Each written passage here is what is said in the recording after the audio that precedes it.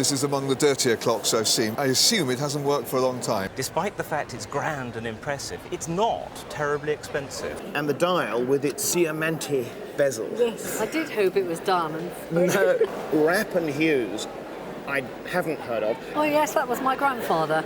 My grandfather's firm. And this then came straight down through the family line. Nearly. Not quite. Well, it's a funny story, really, because my grandfather, when he died, he forgot to make a codicil or a special note in his will to say that he wished this to come down to his granddaughter, which is me. And so, in fact, it all went up to a sale with all the other clocks and other very fine pieces that he had. And my father had to actually go and rebid for this clock to get it back again so that it could come down through the family. That's great. This is very interesting. It's always interesting to find documentation.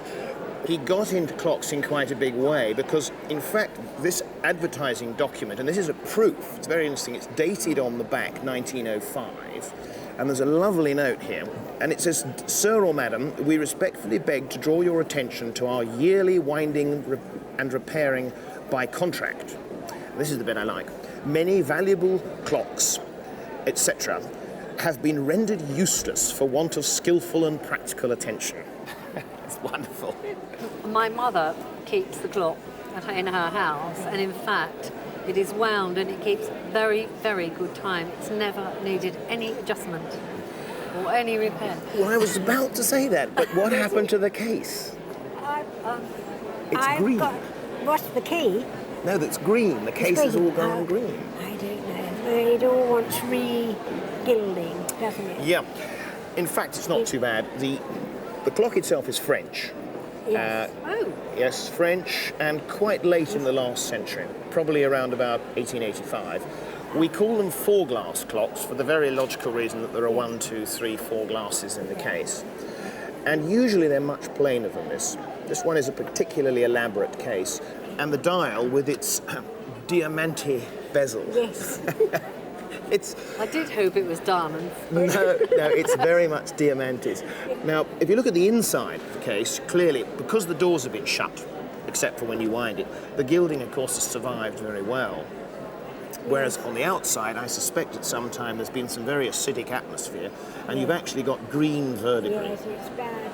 That's very bad. I knew that. The answer is it wouldn't be too bad a thing to have it regilded, providing you can get it done by somebody who can get the colour correct. But would I need to use an expert to have it gilded, or could I do it? Oh, you definitely need an expert. No, this is. I'm an illuminator. I work with gold. But this is electrogilding. Yeah. This is done by electrogilding. Oh. It's done by placing the various parts of the clock into a solution of gold, dissolved in some very unpleasant chemicals. Really? Passing an electric current through, and the gold is basically attracted onto the surface of the metal. A very good So I've been experiment. very wise not to touch it. Yes. It's bothered me because it looks rather derelict, doesn't it? Well, on the take very good outside. advice before you do it. Yes. But financially, it's worth doing. I suppose you would have to pay for this tarted up, if we can use that word in its best Yes. sense. Yes. You'd have to pay well over £2,000. That's more than the clock's worth. Oh no, it's worth that. Not to have it done. No, that's what it's worth. What we've got here, of course, is a small collection of absolutely the typical type of watches that turn up every roadshow. The problem is, of course, that everybody had a granny and a grandpa, and most of them have got the watches, and so although they're marvellous pieces of work, this little one here is a typical granny watch, some 1900, beautifully engraved, probably still working immaculately, but £50 or less. So this is a very, as you said, very handsome collection. Some of these, to my innocent eye, look terribly expensive. What would you advise people to do bringing in their watches to avoid disappointment? Well, it's difficult, really, to say, because there isn't, of course, an easy way of looking on the bottom and saying it's marked like this, so therefore it's £50 or £100. I'm afraid one just has to bring them along and we have to have a look, because there's always that chance there's going to be something inside that's going to make it valuable. There's always that chance. This is probably one of the most intriguing clocks that I've ever seen on a roadshow. just looking at it, you almost feel its perpetual motion, don't you? Do you actually know how it works? Well, I think it works with the slight movement of this here. But not discernible to the naked eye as such? No. Well, let's just take the thing from an overall point of view. You'll probably know that it's French, Yes. because it's obviously French in style, Yes. very much more than it is English. And we have a spelter base with a little bit of black marble there, and then this lovely spelter lady supporting the clock on her two outstretched arms. So the eye is immediately drawn to this fantastic pendulum. And fantastic it is because it is slowly revolving, rather like the hairspring of a watch in slow motion, one way and then t'other. And up through this rod is somehow making the clock go. And this is the mystery. This is why we're calling it a mystery clock. Now, the retailer's name is Jenkinson and Sons, Paris. Have you ever had the back off before and looked into I it? haven't. You haven't? I don't know whether you can see, but there's a little escapement arm there, and every second something is released just to let it on. But if I accentuate the movement of the pendulum, here, if I go like that and move with my forefinger and thumb, you can see Yes. how that then is moving on a lot quicker. So, as you pointed out earlier, it is the movement of that that is actually stopping and starting the clock escapement. I think it's very, very intriguing. Have you had it at home a long time? We've had it for about 15 years. And before then, do you know where its whereabouts was? Well, originally, the then Dean of Lincoln gave it to my husband's grandfather in lieu of a debt. In lieu I of a think debt? it must have been a property thing. Right, right. Well, the date of manufacture of this would have been in the late 1880s. Price-wise, well, I'll be quite honest and say it's the first of these examples I've ever seen in the flesh. Really? You would be very, very hard pushed to go out tomorrow and find another one in as good condition as this. So we're talking £6,000 to £8,000. Yes. Oh, good.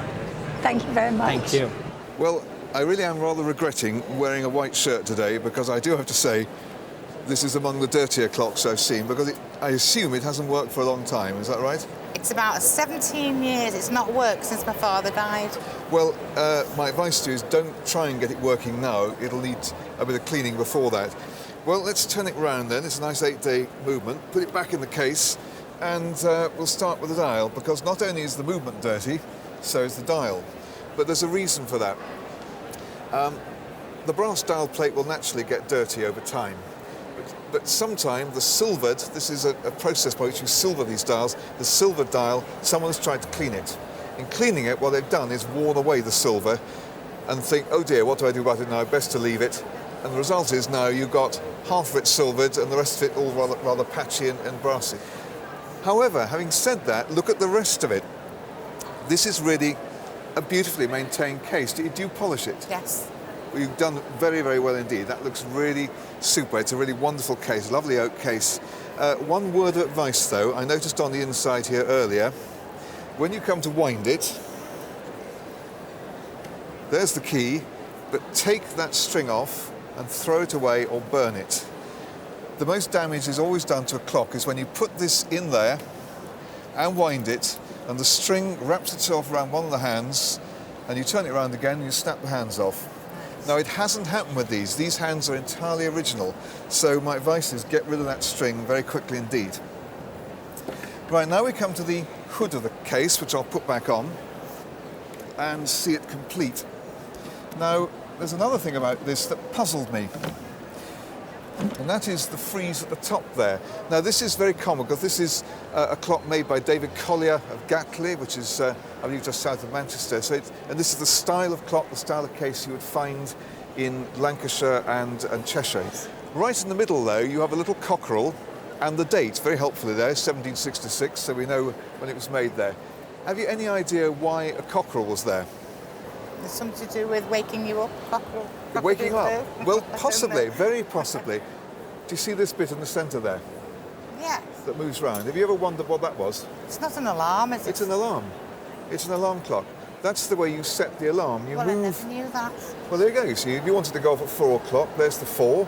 You move the 4 to under the tail of the hour yeah. hand, and it would strike at 4 o'clock.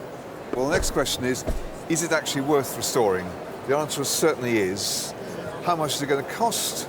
You will certainly get no change whatever out of £500. You might not even get any change out of £1,000 in Right. restoring it, but well worth it. And if this clock was to be seen in a good antique shop somewhere, certainly it's going to be in excess of £6,000, £7,000 for a clock like this. All right. It really is a stunning piece. You live in a house that it fits Yes, into the, well. The dining room is tall enough to take this big piece of furniture, and I have a lot of big pieces. I had the opportunity to buy them in the early 60s Right. when you could pick them up for very little. How much? This costs £7.10, 10 shillings, 10 and shillings. it cost about £8 to carry it on a flat back pickup truck. Right. It is absolutely typical of the enormous clocks that were made locally for the newly rich mill owners. That's- They wanted something big and bold to show that they had made it. Yes. But in a funny sort of way, despite the fact it's grand and impressive, it's not terribly expensive. Because in Yes. fact, as a clock, it has almost no interest at all. Horologically, it is nothing. Right, yes. The dial and movement were almost certainly made in Birmingham, Yes. and they were sent up here to order, to Mr. Smith's order, and simply painted up and put into a locally made case around about 1840, much later than people think. In fact, I didn't realise it was as old as that. oh right, really? No, I'd no when idea. people see this highly figured mahogany with this Gothic shaping to it, Yeah. people think, that's going to be a late Regency clock, i.e. 1820s, Yes. 1830s, something like that. Oh. It isn't. This is pure high Victorian, could even be as late as 1860. Right, I see. But it's a wonderful, wonderful example of a local clock. Oh, good. These things have only just become of any value at all. All the nice little clocks have gone. People are turning to these. Oh. Even the door is nicely panelled. You've lost a piece of moulding there, but that's Oh. nothing. It's a well-made item. Yes. And so the good news is it is not worth just the £5 or the £7, 10 shillings. In a sale now, one as good as this would make the best part of £2,000. It'll certainly make over Really? 1,000, yeah. It's a Goodness good me. thing.